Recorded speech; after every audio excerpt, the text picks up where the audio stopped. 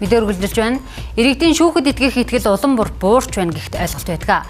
Тэгвэл олон нийтийн шүүхэд итгэх итгэл 2003 онд 46.4% байсан бол 2010 онд 15-аас 23% болж буурчээ.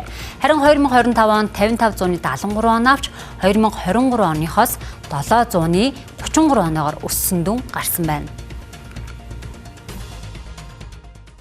Шүүхийн индексийн 2025 оны судалгаагаар Монгол улсын шүүх 100 ононоос 57.33 оноо авчээ.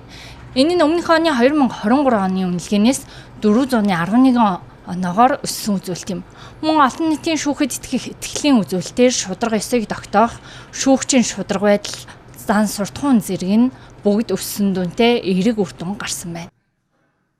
Шүүхийн процесс маань өөрөө яг шударга явж байгаа, итгэл төрүүлэх хүч байна уу гэдэг үзүүлэлтийн хувьд болохоор хамгийн өндөр агцтай буюу 9 оноогоор бол агсан. Энэ нь 43.83 буюу нэлээд бага оноотой байж байгаад одоо 50%-аас дээшээ буюу 52.89 гэсэн оноотой болсон нь бас энэ шүүхийн одоо шүүхэд итгэх олон нийтийн итгэлийн одоо энэ хэмжигдэхүүнийг ахих нэмэгдэх одоо ийм эерэг үр дүнтэй гарахад бол нөлөөлсөн болов уу гэж харж байгаа. Олон улсад бол буурах үзүүлэлт гаргаж ирсэн бол манай улсад бол одоо өсөж гин гэж авч үзэж байгаа. 21 онд бол одоо суур үзүүлэлт гэж үзвэл 23 онд одоо шүүхт итгэл буурсан. Гүйцэтгэх засаглалын зүгээс бас шүүх эрх мэдэл рүү одоо хөгжлийн банк нүүрсний сонсгол тэгээд газар олголттой холбоотой зүйлсээр бол одоо шатараас мэдээллүүдийг хийсэн. Тэр маань бас 22-оос 24 оны хооронд үргэлжилсэн.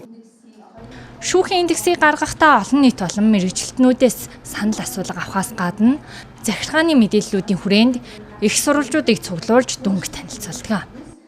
2009 иргэнийг мэдээллийг одоо Монгол улсын хэмжээнд их одоо 21 аймаг 330 сум Улаанбаатар хот гэсэн одоо энэ зүйлүүд байгууллагууд одоо төврийг бол хамруулад судалгааг бол гүйцэтгсэн байгаад байгаа. За мэргэжилтүүдийн санал асуулга дээр нийт 500 мэргэжилтнүүд хамарсан. За үүнээс бол одоо шүүгч нар 150, прокурор 150, өмгөөлөгч 100, бусад хуульч нар бол 50 гэсэн одоо энэ хүрээнд бол мэргэжилтүүдийн санал асуулгыг цуглуулсан.